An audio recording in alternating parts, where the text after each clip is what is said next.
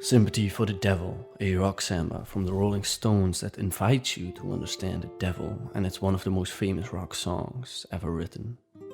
Jagger sings in a first-person narrative as a devil named Lucifer, boasting his role in each of several historical atrocities. The working title of the song was The Devil Is My Name, and before that it had been called Fallen Angels. Inspiration for the song came from Baudelaire and from the Russian novel The Master and Margarita. In a 1995 interview with Rolling Stone, Mick Jagger said, "But it was an idea I got from French writing, and I just took a couple of lines and expanded on it. I wrote it as sort of like a Bob Dylan song." In the first version of the song, the lyrics were already done, but the rhythm, bass, genre, and almost anything instrumental was still being figured out.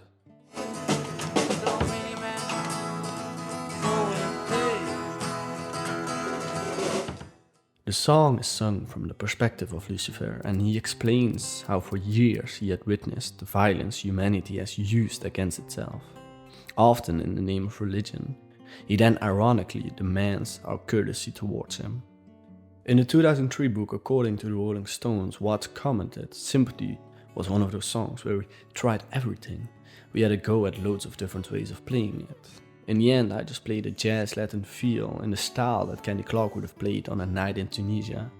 And if you listen closely, you can hear some vague resemblance."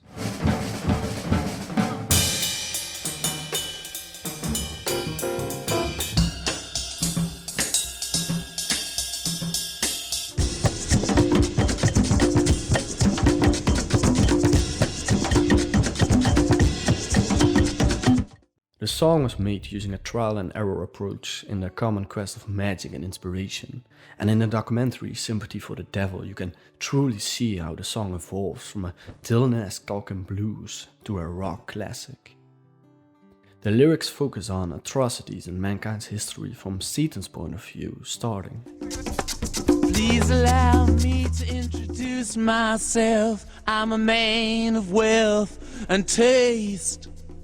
Lucifer sees himself as classy, or at least above average, something that's bearable to one's own ego. And then he sings about the trial and death of Jesus Christ. "I was around when Jesus Christ had his moment of doubt and pain. Made damn sure that Pilate washed his hands and sealed his fate."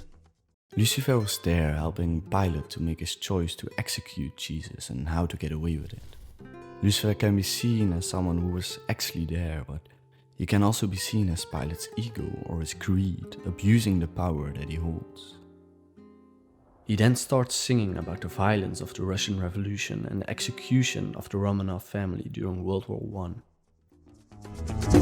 "Stuck around St. Petersburg when I saw it was a time for a change. Killed the Tsar and his ministers. Anastasia screamed in vain." After World War I, the economy in Russia was bad. This, including many other things, sparked riots and uprisings which were violently suppressed by the Tsar's army.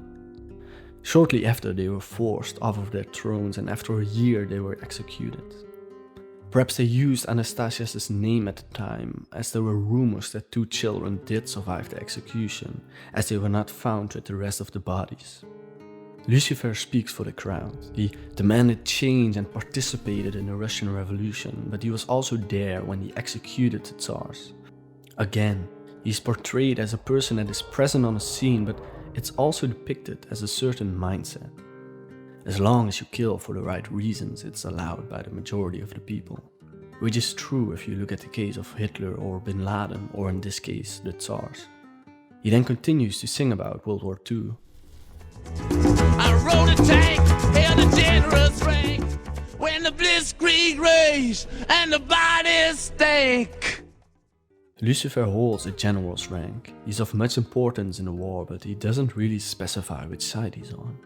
But he too looks at war as something awful and disgusting, and that's from both sides of the war. In the end, there were no winners or losers, except for the Lucifers and some people. And then he touches the subject of the European wars of religion. "I watch with glee while your kings and queens fought for 10 decades for the gods they made. Lucifer tells us that we fought for imaginary gods, but that would also indicate that Lucifer himself is imaginary, as he was a fallen angel from heaven, also relating back to the first working title of the song, Fallen Angels. The song was originally written with the line "I shouted out who killed Kennedy," but in 1968 there was universal chaos, and after Robert F. Kennedy's death the line was changed to "Who killed the Kennedys?" And most important, the answer is "When after all it was you and me." It's another way of saying that the devil is no one else but ourselves. The song ends with questioning the listener, "Who am I to you?" It provokes us to think. I tell my baby, what's her name? I tell you one time, you're to blame. Ooh. The Lucifer of the song narrates all the misfortunes of human history in a way where he was the protagonist, and he asks for understanding, but it's all us, all of us. There's no need to understand the Lucifer, there's just a need to understand other persons and their point of views. Something which sometimes doesn't happen at all in politics, which can result in horrific things in our world. So if you meet me, have some courtesy, have some sympathy, and some taste. Use all your well-learned politics, or I'll lay your soul to waste. We need to obey to Lucifer as something bigger than ourselves, or he'll damn our souls to waste. We need to learn and accept instead of fighting and troubling ourselves. Sympathy for the devil was intended to be an analysis of the dark side of humanity, one which allows itself to be easily swallowed up by the banality of evil, thereby helping it to accomplish the wickedness it craves. If you understand the devil within yourself, maybe you can deal with him. It was Richard who suggested changing the tempo and using additional percussion, turning the folk song into a samba.